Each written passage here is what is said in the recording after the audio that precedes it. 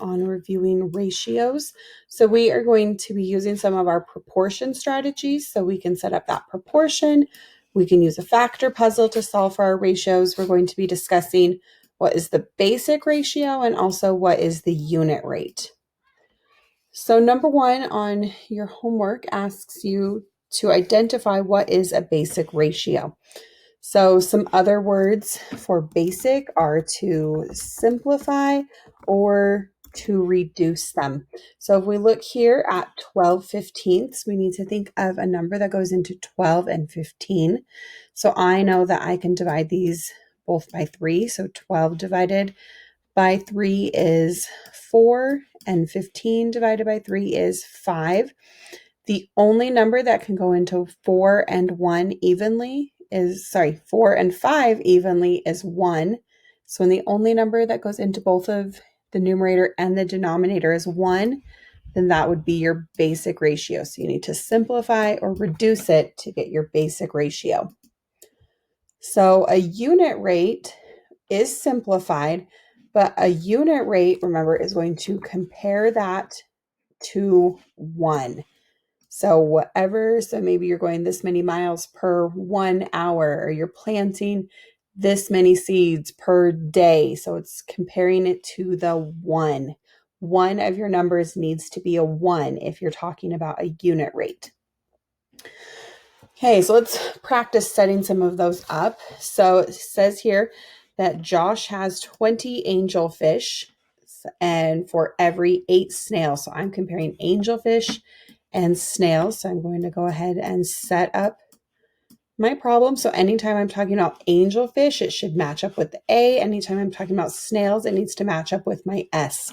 So he has 20 angelfish for every 8 snails. And then we continue on. How many snails? So I know I'm looking for snails when he has 45 angelfish. Now, you could also set this up as a factor puzzle and solve it that way if you would like. I'm going to be using the proportion strategy since that is my favorite. So now remember, we cannot cross-simplify over an equal sign. We can only do that if we're multiplying the fractions. I can simplify up and down though. So whatever I do to one, I have to do to the other. So I know 8 and 20 are both divisible by 4. So 8 divided by 4 is 2, and 20 divided by 4 is 5. So now if you remember, we're going to cross multiply. So I have 45 times 2, and that equals 5 times S. So we're trying to solve for S. So I need to do the opposite of times by 5, which is to divide by 5, and I do that on both sides. So to solve this problem and figure out what S is, I do 45 times 2 divided by 5 will tell you how many snails he has. Okay, Anna planted 4 rose bushes, and Mark planted 5. So I'm comparing Mark planted 9. And Mark, so Anna planted 15, Mark planted 9. We continue on. How many had Mark planted? So I'm looking for Mark when Anna had planted 60. So again, you can also do a factor puzzle if you would like. So I can see here though that I can simplify by 3. 9 divided by 3 is 3. 15 divided by 3 is 5. So now my problem is 3 times 60 equals 5 m's. I need to get m alone, so divide by 5 cancels that out, and divide by 5 over here. So to figure out how many Mark had planted, 3 times 60 divided by 5 will give you that answer. Okay, number 5 says Nancy had saved $20 while Tim had saved $32. So I'm comparing Nancy and Tim. So Nancy had done 20, Tim had done $32. So it asks how much had Nancy saved. So I'm looking for Nancy this time when Tim had saved 48. So I'm going to simplify to make my problem easier. So I know that 4 can go into 20 and 32, goes in here 5 times and in here 8 times. So now my problem becomes 5 times 48 equals 8 groups of n. I need to get n alone. So I'm dividing by 8 on both sides. So to figure out how much Nancy has saved, 5 times 48 divided by 8. Number 6 says that Rory earned $6 per hour. That per means 1. So Rory earned, so we're talking about how much he earned and how many hours he did that in. So Rory earned $6 for every 1 hour mowing lawns. How much will he earn? So I'm looking for his earning in 7 hours. Now, one thing on this one, it's pretty easy. I can just ask myself, how did I get from 1 to 7? And I can do that same thing here. You can also use a factor puzzle, or I can do cross multiply 6 times 7, and that equals 1e.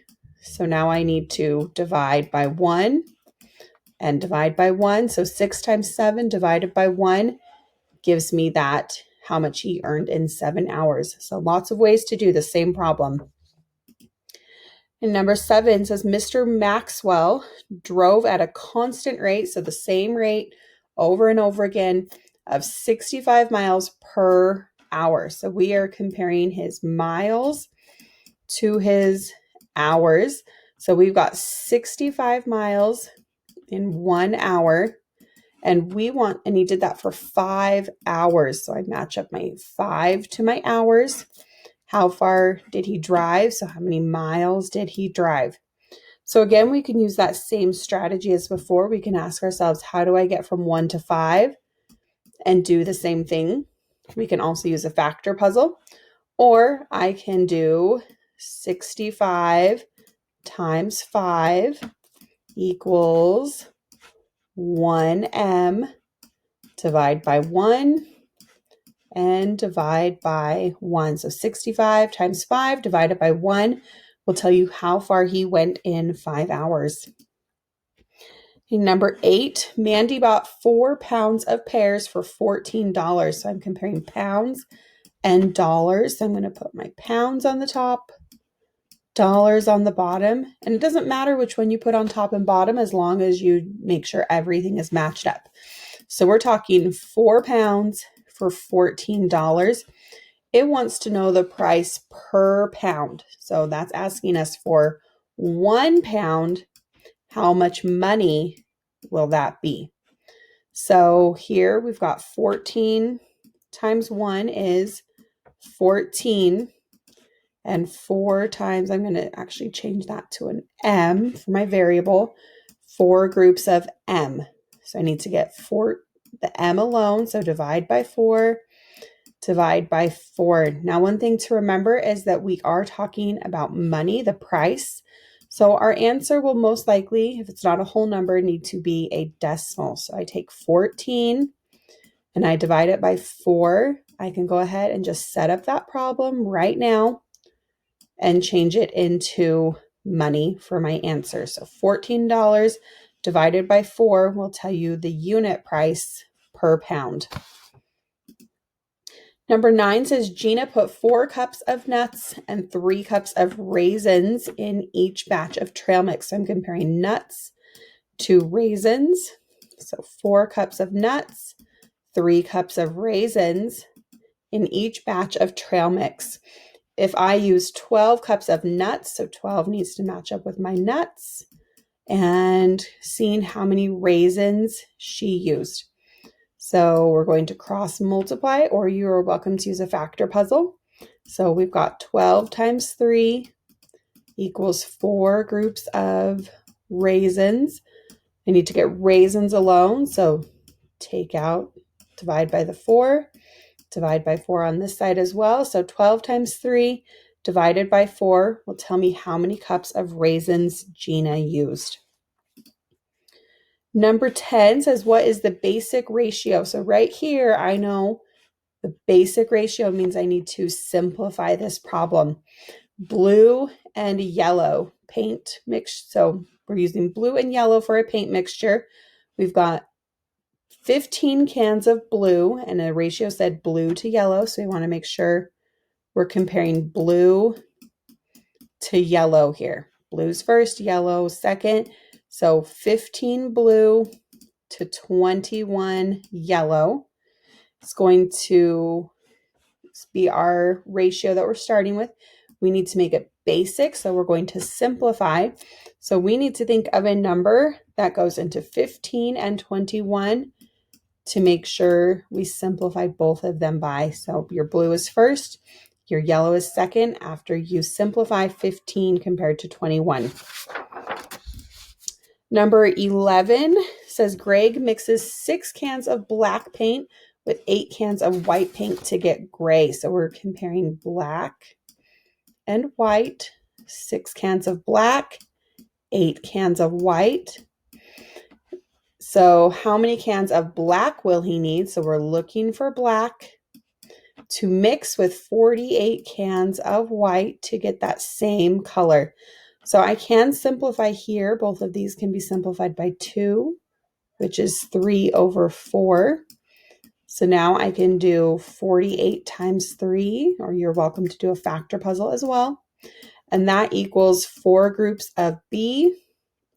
I need to get B alone. So the opposite is to divide and divide. So to see how much black I need, sorry, I think I said blue just a second ago. We need to do 48 times 3 and divide that by 4 to get our final answer.